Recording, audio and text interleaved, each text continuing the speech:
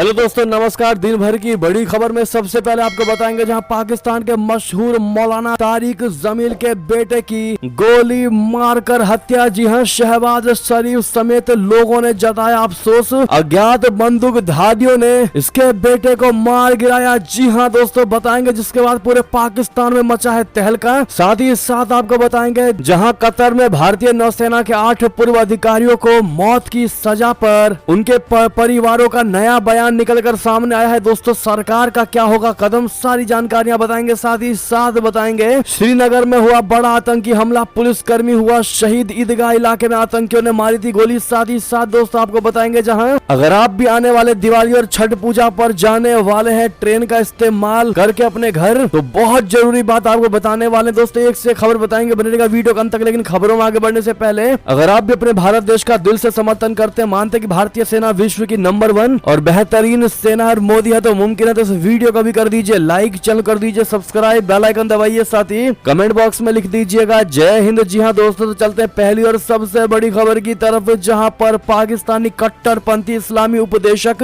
मौलाना तारिक जमील के बेटे असीम जमील की खानेवाल के तंदलिया वाला इलाके में अज्ञात बंदूकधारियों ने हत्या कर दी। एक तबलीगी कट्टरपंथी नेता वो तब बदनाम हो गया जब उसने घोषणा की है कि अश्लील और निर्लज्ज महिलाएं कोविड के लिए दोषी हैं। दोस्तों, आपको बता दें कि पाकिस्तान के जाने माने इस्लामिक स्कॉलर मौलाना तारिक जमील के बेटे आसिम जमील की रविवार 29 अक्टूबर को गोली लगने से मौत हुई। इस खबर की पुष्टि खुद तारिक ने सोशल मीडिया प्लेटफॉर्म एक्स पर अपने आधिकारिक हैंडल पर की है। जमील की मौत के बाद उसे पूरा परिवार गमगीन है। आसिम की मौत गोली लगने की वजह से बताई गई। आसिम की मौत पर पूर्व पीएम शहबाज शरीफ से लेकर इमरान खान की पार्टी ने अफसोस जताया है। Pakistani news website the Dawn के मुताबिक पाकिस्तान के हिस्से वाले पंजाब की पुलिस जांच में जुटी हुई है। पंजाब पुलिस के प्रवक्ता के बयान में बताया गया है कि पुलिस महानिरीक्षक डॉक्टर उस्मान अनवर ने घटना का संज्ञान लिया और मुल्तान क्षेत्रीय पुलिस अधिकारी से रिपोर्ट तलब की। उन्होंने कहा मौत का कारण सबूत और फोरेंसिक रिपोर्ट के आलोक में निर्धारित किया जाना चाहिए। बहरहाल दोस्तों, जिस प्रकार से ये खबर आ रही है, पुलिस का यहाँ तक कहना है कि ये आत्महत्या भी हो सकती है। लेकिन अब देखना ये होगा दोस्तों कि वाकई में क्या रिजल्ट निकलकर सामने आते हैं, मौत का क्या कारण निकलकर सामने आता है। लेकिन मौत तो गोली से ही हुई है, चाहे वो किसी ने मारी है या खुद को मारी गई है, जैसा कि पाकिस्तान की पुलिस बता रही है। उसने दावा किया है कि आत्महत्या है। बहरहाल जो भी होगा दोस्तों, वो तो आने वाला वक्त ही बताएगा। बहरहाल इस कट्टरपंथी इस्लामी उपदेशक मौलाना तारिक जमील के बेटे के इस मौत पर आपकी क्या राय होगी दोस्तों, कमेंट में लिखकर अवश्य बताइएगा। चलते हैं और बड़ी खबर की तरफ, जहां पर कतर में भारतीय नौसेना के 8 पूर्व अधिकारियों को मौत की सजा। आखिर क्या कहते हैं पीड़ित परिवार, सरकार का क्या होगा कदम, बता दे कतर कोर्ट ने भारतीय नौसेना के 8 पूर्व अधिकारियों को मौत की सजा सुनाई है। जैसा कि आप सभी जानते हैं, इससे भारत सरकार हैरान है। वो इस मामले में पीड़ितों के परिवारों और कानूनी विशेषज्ञों के साथ परामर्श कर रही है। इस बीच पीड़ितों के परिजन चाहते हैं कि प्रधानमंत्री नरेंद्र मोदी मामले में हस्तक्षेप करें। उन्हें घर लाने के लिए वो कतर के अमीर से बातचीत करें। इस बाबत united front of ex service man के advisor major general Satbir Singh ने प्रधानमंत्री नरेंद्र मोदी को चिट्ठी भी लिखी है। Satbir Indian ex service man movement के चेयरमैन भी है। दोस्तों, कतर में मौत की सजा पाए लोगों के परिवार केंद्र से मामले में हस्तक्षेप करने की मांग कर रहे हैं। वे इसमें विदेश विभाग की मध्यस्थता चाहते हैं। उनकी इच्छा है कि वो राजनयिक चैनलों के माध्यम से उनकी रिहाई सुनिश्चित कराने का प्रयास करें। परिवार वाले चाहते हैं कि प्रधानमंत्री मोदी कतर के अमीर से 8 भारतीयों की मौत की सजा पर बात करें और उनकी रिहाई को सुनिश्चित करें। बहरहाल परिवार दोस्तों वाकई में गम के माहौल में बैठा हुआ, और ऐसे में उन पर क्या बीत रही होगी आप और हम पूरे तरीके से समझ सकते हैं, अच्छे तरीके से समझ सकते हैं। बहरहाल आप लोग की दोस्तों इस मुद्दे पर प्रधानमंत्री मोदी जी से क्या विनती होने वाली है, कमेंट में लिखकर अवश्य बताइएगा। चलते हैं एक और खबर की तरफ, जहां श्रीनगर में हुआ आतंकी बड़ा हमला, पुलिसकर्मी शहीद। ईदगाह इलाके में आतंकियों ने मारी थी गोली। दरअसल जम्मू कश्मीर के श्रीनगर स्थित ईदगाह में आतंकियों ने एक पुलिस अधिकारी को गोली मार दी। उन्हें इलाज के लिए अस्पताल में लेकर जाया गया था। सूत्रों के मुताबिक घायल अधिकारी ने दम तोड़ दिया है, लेकिन पुलिस की ओर से अभी तक पुलिसकर्मी के निधन की पुष्टि नहीं की गई है। पुलिस अधिकारी की पहचान मशरूर अली वानी पुत्र अली मोहम्मद वानी के रूप में हुई है। मशरूर यचियोपोरा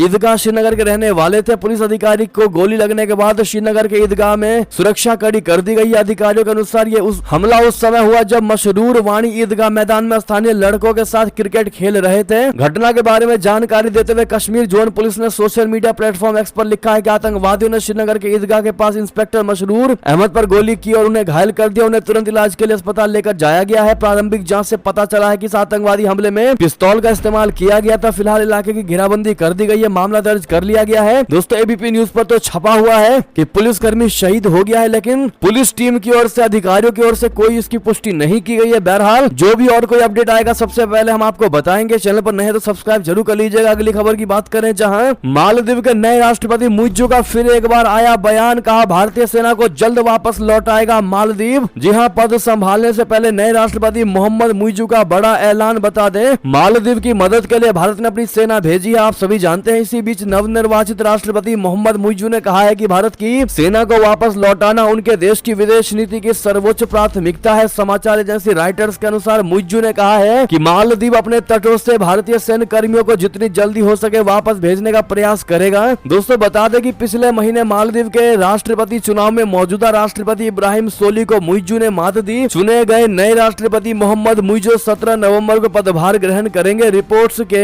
मुताबिक भारतीय सेना को मालदीव से वापस भेजना उनके चुनाव अभियान की मुख्य नीति थी। उन्होंने कहा कि मैं मालदीव से सैन्य कर्मियों को जल्द से जल्द वापस भेजने के विवरण पर काम करने के लिए भारत के साथ स्पष्ट और विस्तृत राजनयिक परामर्श करूंगा। वैसे में दोस्तों क्या आपको नहीं लगता कि राष्ट्रपति बनने पर कहीं न कहीं हीरो बन के दिखा रहे हैं मालदीव के नए राष्ट्रपति, कुछ ज्यादा ही एक्टिवनेस दिखाने की कोशिश कर रहे हैं? आपको जो भी लगता है दोस्तों बताइएगा जरूर। चलते हैं एक और खबर की तरफ, जहां चीन का जहाज श्रीलंका के पास करेगा रिसर्च। भारत की चिंताओं के बावजूद मिली 48 घंटे की इजाजत, लेकिन पूरी बात आपको बता दें, श्रीलंका के कोलंबो बंदरगाह पर चीन का एक जहाज पहुंचा है। श्रीलंका के विदेश मंत्रालय ने रविवार को कहा है कि उसने इस चीनी जहाज को द्वीप के पश्चिमी तट पर निगरानी के साथ समुद्र में रिसर्च करने की इजाजत दी है। ये इजाजत 48 घंटे के लिए है। भारत की चिंता है कि ये एक जासूसी जहाज हो सकती है, इसके बावजूद श्रीलंका ने इस तरह की इजाजत दी है। मंत्रालय के प्रवक्ता कपिला फोंसेका ने कहा कि चीनी अनुसंधान जहाज शियान 6 बुधवार से कोलंबो में है। सोमवार से 2 दिनों तक इससे काम करने की अनुमति दी जाएगी। भारत की जासूसी वाली चिंताओं के बावजूद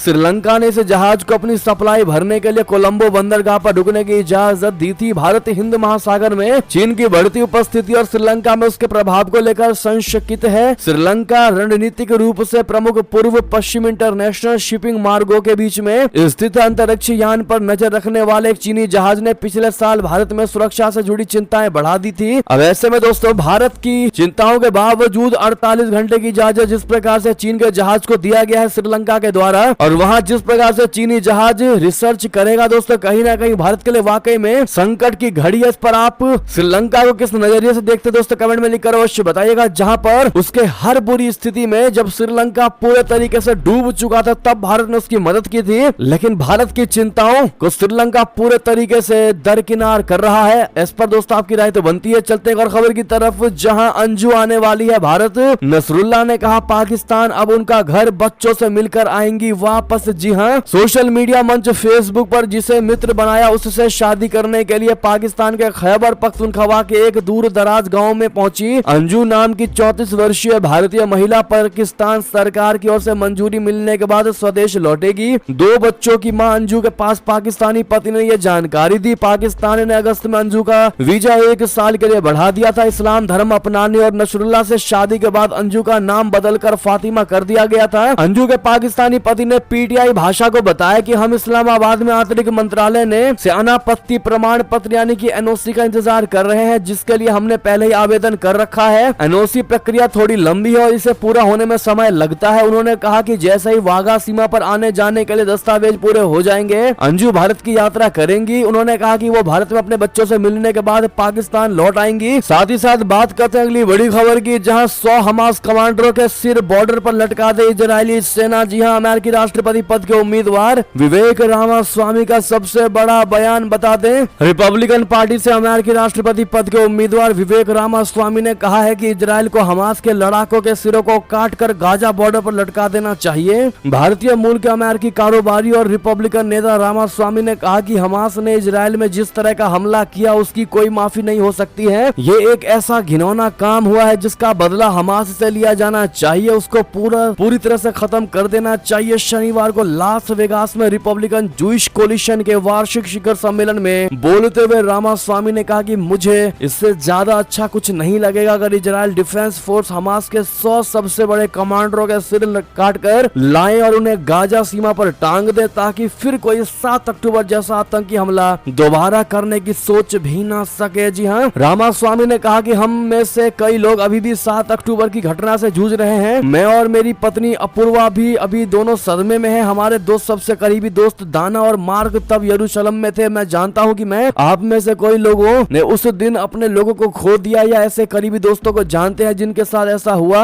आज ये तय करने का समय है कि ऐसा करने वालों से सख्ती से किस तरह से निपटा जाए। उन्होंने दोस्तों जो बाइडेन प्रशासन की जमकर आलोचना की और बाइडेन की नीतियों को बेहद खराब भी बताया। साथ ही साथ एक और खबर की बात करते हैं जहां नेतन्याहू भी आतंकवादी, जी हाँ, इजराइल पर बरसा तुर्की, ये कहते हुए कहा हम भी कर रहे हैं इसकी तैयारी। बता दें इजराइल और फलस्तीनी आतंकवादी संगठन हमास के बीच युद्ध लगातार खतरनाक मोड़ लेता जा रहा है। इस जंग में दोनों खेमों से 7800 से ज्यादा लोग मारे जा चुके हैं। इसमें गाजा को अधिक नुकसान हुआ है। इजराइल और हमास की लड़ाई में तुर्की ने अब खुले तौर पर इजराइल के खिलाफ खड़ा हो गया है। शुक्रवार को एक बड़ी रैली आयोजित करके तुर्की इजराइल को अपना स्पष्ट संदेश दे चुका है। राष्ट्रपति रेसेप तैयब एर्दोगन ने इजराइल को युद्ध अपराधी कहा। एर्दोगन ने कहा कि अगर हमास आतंकवादी संगठन है तो बेंजामिन नेतन्याहू भी आतंकवादी है। उन्होंने इजराइल को दो टुक शब्दों में कहा कि हम भी तैयारी कर रहे हैं। तुर्की के राष्ट्रपति रेसेप तैयब एर्दोगन ने फलस्तीन के समर्थन में रैली का समर्थन करने और इजराइल के खिलाफ बयान देकर दुनिया के सामने नया संकट खड़ा कर दिया है। तुर्की के हल्ला बोल पर एक्शन लेते हुए इजराइल ने अपने राजनयिक को वापस बुला लिया है। रेसेप तैयब एर्दोगन की इस्तांबुल में फलस्तीन समर्थक रैली में हजारों प्रदर्शनकारियों को संबोधित करते हुए टिप्पणी की है कि बेंजामिन नेतन्याहू एक आतंकवादी है। उन्होंने कहा कि हमास एक मुजाहिदीन संगठन है जो अपनी मातृभूमि के लिए लड़ रहा है। अगर हमास आतंकवादी संगठन है तो नेतन्याहू भी आतंकवादी है। हम दुनिया के सामने आपको युद्ध अपराधी घोषित करते हैं। तुर्की के बयान के जवाब में इजरायली प्रधानमंत्री बेंजामिन नेतन्याहू ने कहा कि इजराइल के पास दुनिया की सबसे नैतिक सेना है, मोरल आर्मीज है। नेतन्याहू ने गाजा में चल रही जंग के बीच नेतन्याहू ने करो या मरो की घोषणा करते हुए दूसरे फेज की लड़ाई शुरू करने का ऐलान किया है। हमास द्वारा दक्षिणी इजराइल पर हमला शुरू करने के 3 सप्ताह बाद इजराइल ने गाजा पट्टी पर अपने हमलों का विस्तार किया है। साथ ही साथ दोस्तों आपको बता दें कि आखिर भारत हमास को आतंकी संगठन क्यों नहीं मानता। इजराइल के हमले के बाद क्या मोदी सरकार बदलेगा अपना स्टैंड। दरअसल भारत के प्रधानमंत्री नरेंद्र मोदी ने इस हमले की घोर निंदा करते हुए ट्वीट किया और इसे एक आतंकवादी हमला बताया। हालांकि उन्होंने अपने ट्वीट में कहीं भी हमास का जिक्र नहीं किया। आपको बता दें कि भारत ने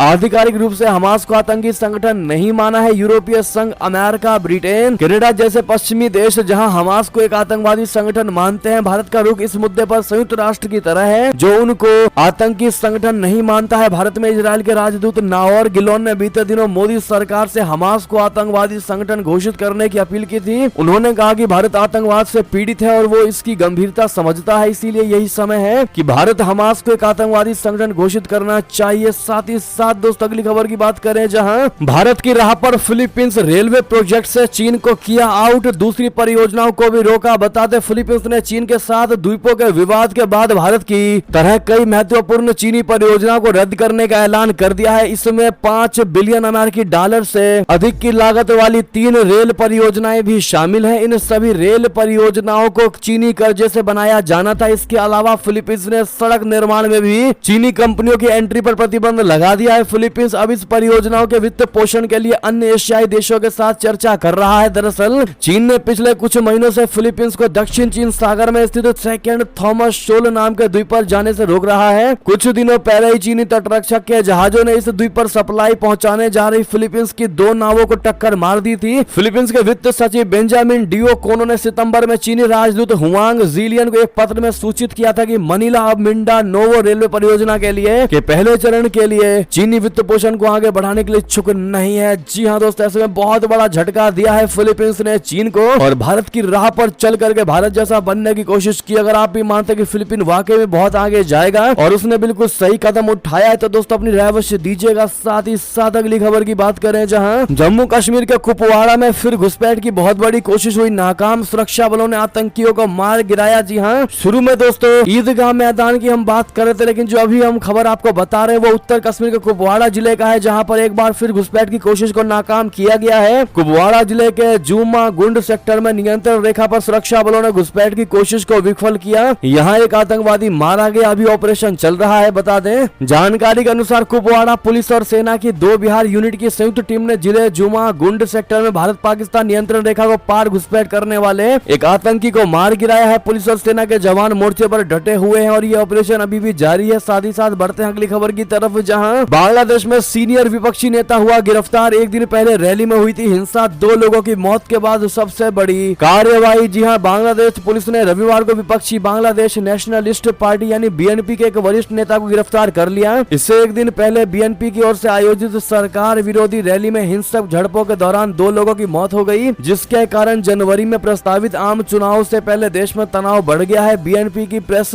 शाखा के एक पदाधिकारी ने कहा कि बांग्लादेश नेशनलिस्ट पार्टी के महासचिव मिर्जा फखरुल इस्लाम आलमगीर को पड़ोसी इलाके गुलशन में उनके घर से गिरफ्तार किया गया। ढाका में शनिवार को सत्तारूढ़ और विपक्षी दलों की ओर से बुलाई गई रैलियों के दौरान हिंसा भड़कने से एक पुलिस कर्मी और बीएनपी के एक कार्यकर्ता की मौत हो गई और सुरक्षा कर्मियों सहित 200 से अधिक लोग घायल हो गए। पूर्व प्रधानमंत्री खालिदा जिया के नेतृत्व में बीएनपी ने गैर दलीय अंतरिम सरकार के तहत स्वतंत्र और निष्पक्ष चुनाव सुनिश्चित करने के लिए प्रधानमंत्री शेख हसीना के इस्तीफे की मांग करते हुए शनिवार को यहाँ एक भव्य रैली का आयोजन किया था। जी हाँ दोस्तों, अगली खबर की बात करते हैं, जहाँ अमेरिकी प्रतिबंधों के डर से पाकिस्तान ने बदला गैस पाइपलाइन का ढांचा, रशिया ने जताई नाराजगी। बता दें, पाकिस्तान ने अमेरिकी दबाव में पाकिस्तान स्ट्रीम गैस पाइपलाइन परियोजना के ढांचे में फिर बदलाव किया है। इसको लेकर रशिया नाराज है। दरअसल पाकिस्तानी अधिकारी दीर्घकालिक तेल समझौते पर चर्चा करने के लिए 10 अक्टूबर को रशिया गए थे, जहां गैस पाइपलाइन परियोजना पर भी चर्चा हुई थी, लेकिन रूस से लौटने पर कराची से लाहौर के बीच एलपीजी पाइपलाइन का ढांचा उसने बदल दिया और ये काम रशिया को दिया गया है। पाक ने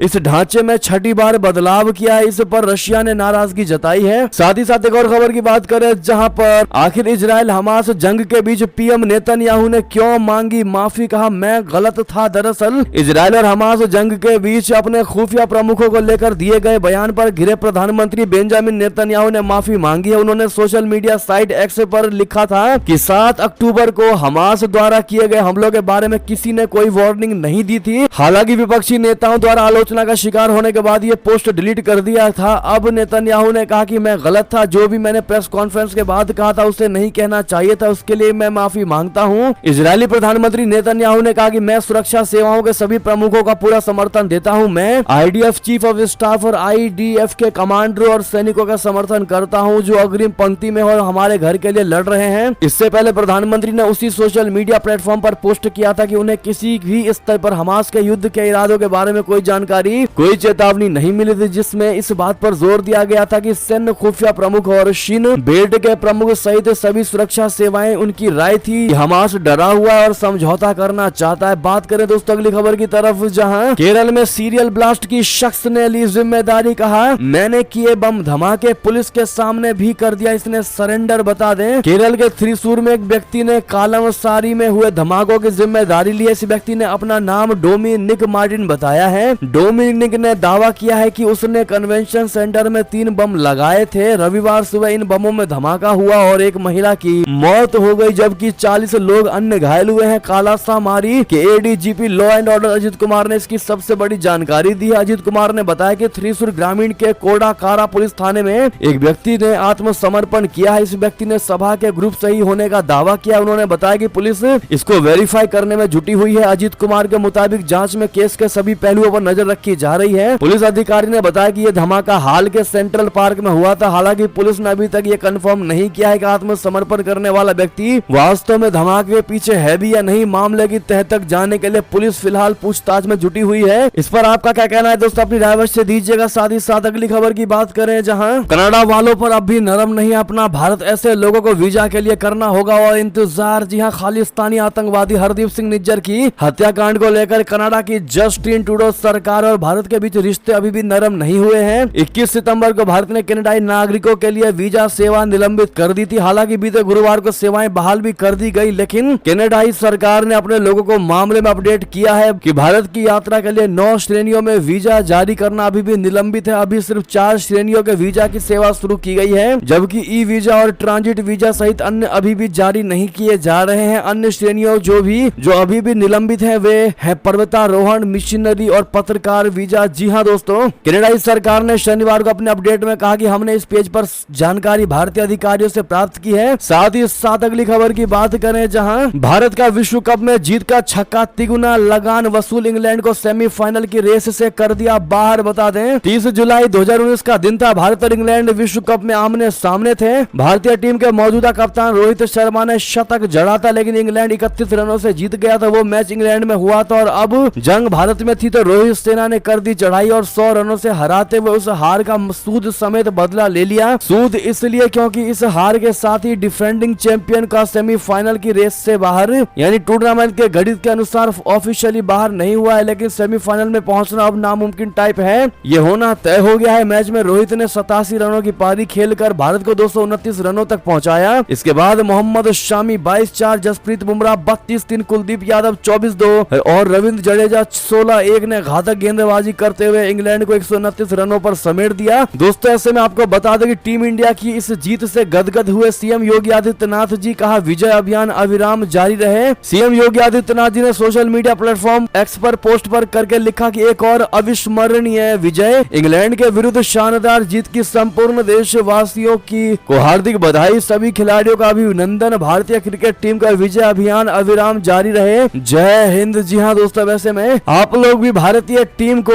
इस जीत के लिए कॉन्ग्रेचुलेशन जरूर कहिएगा दोस्तों कमेंट में। साथ ही साथ आपको बता दें भारत इंग्लैंड मैच के बीच अखिलेश यादव ने फिर किया इकाना स्टेडियम का जिक्र, योगी सरकार पर कसा तंज। दरअसल भारत और इंग्लैंड क्रिकेट वर्ल्ड कप का मुकाबला अटल बिहारी वाजपेयी इकाना स्टेडियम में होने जा रहा था, जिसको लेकर समाजवादी पार्टी के अध्यक्ष अखिलेश यादव ने बयान देते हुए अपनी सरकार में हुए कामों को लेकर पीठ थपथपाई और वहीं यूपी सरकार पर निशाना साधा। अखिलेश यादव ने लखनऊ के इकाना स्टेडियम समेत सपा सरकार में हुए कई कामों का वीडियो शेयर करते हुए योगी सरकार पर तंज कसते हुए कहा कि हमारी सरकार में अंतर्राष्ट्रीय स्तर का इंफ्रास्ट्रक्चर बनाया था, जहां आज विश्व कप का मुकाबला हो रहा है। उम्मीद है कि बीजेपी की सरकार भी खिलाड़ियों के लिए अंतर्राष्ट्रीय स्तर की ट्रैफिक व्यवस्था करेगी ताकि किसी को भी परेशानी का सामना न करना पड़े। साथ ही साथ दोस्तों अगली खबर की बात करें, जहां आंध्र प्रदेश में बड़ा रेल हादसा, एक्सप्रेस ट्रेन जाकर ट्रैक पर खड़ी पैसेंजर ट्रेन से टकराई, जिसमें अब तक 6 की मौत की खबर। जी आंध्र प्रदेश में रविवार को रेल बड़ा हादसा हो गया। रात को एक एक्सप्रेस ट्रेन सीधे जाकर खड़ी ट्रेन से भिड़ गई। इस हादसे में कम से कम 6 की मौत की खबर है, जबकि 18 लोगों के घायल होने की सूचना है और ये आंकड़े बढ़ भी सकते हैं। हादसा स्थल पर रेलवे व प्रशासनिक अधिकारी भी मौके पर पहुंच चुके हैं। साथ ही साथ एक और खबर की बात करें, जहां छठ पर कंफर्म टिकट की चिंता हुई खत्म, रेलवे ने बिहार जाने के लिए चलाई स्पेशल ट्रेनें। जी हां, भारतीय रेलवे की ओर से नई दिल्ली से बिहार की ओर जाने वाले लोगों के लिए विशेष ट्रेनें चलाई जाने का निर्णय लिया गया है। इस बात की जानकारी रेलवे के मुख्य जनसंपर्क अधिकारी वीरेंद्र कुमार ने जारी किया है। दशहरा पर लोगों के वापस आने और दिवाली और छठ पर जाने के लिए हजारों की तादाद में लोग रेलवे में टिकट बुक करवा रहे हैं। इसी बीच रेलवे ने कुछ स्पेशल ट्रेनें चलाई हैं ताकि लोगों को घर पहुंचने और वापस